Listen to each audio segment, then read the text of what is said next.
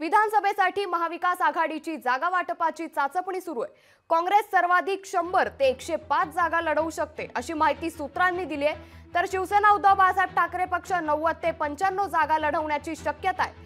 तर राष्ट्रवादी शरद पवार पक्ष 80 ते 85 जागा लढवू शकते अशी माहिती आता सूत्रांनी दिली आहे। ज्या विधानसभा मतदारसंघात राष्ट्रवादीची ताकद आहे त्याची माहिती गोळा करण्याचा शरद पवारांच्या सूचना विधानसभेला 4 महिन्यांचा कालावधी असला तरी तयारीला वेळ मिळावा म्हणून जागा वाटपाची घाई करण्यात येते का अशा चर्चांना सध्या उधाण आलंय।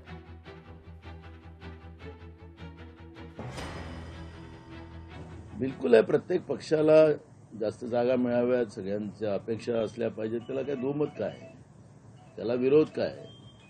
मूळ प्रश्न असा आहे की काँग्रेसने लोकसभेच्या निवडणुकीच्या वेळेस सुद्धा आपली भूमिका मांडलेली होती की मेरिट प्रमाणे जागा वाटप झाल्या तर त्याचा फायदा महाविकास आघाडीला होणार, याच्यापेक्षा चांगलं प्रदर्शन आपल्याला करता आलं असतं। पण घटना संपली आता ते, पण आता विधानसभेला सुद्धा त्या पद्धतीचं प्रत्येकाने विचार करावा, एवढंच काँग्रेसची भूमिका आहे। निर्णय शेवटी आदरणीय पवार साहेब घेतील आणि त्यांच्याबरोबर उद्धव ठाकरे साहेब आणि राहुल गांधी साहेब आणि काँग्रेसचे सर्व नेते तिथे घेतील।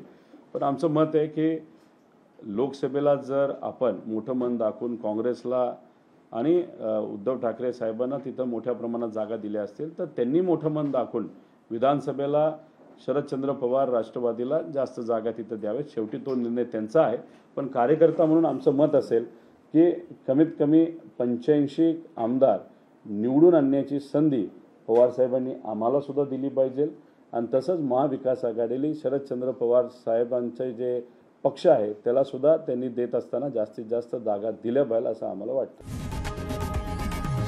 लोकशाही मराठी ऐका, पहा, जागरूक रहा।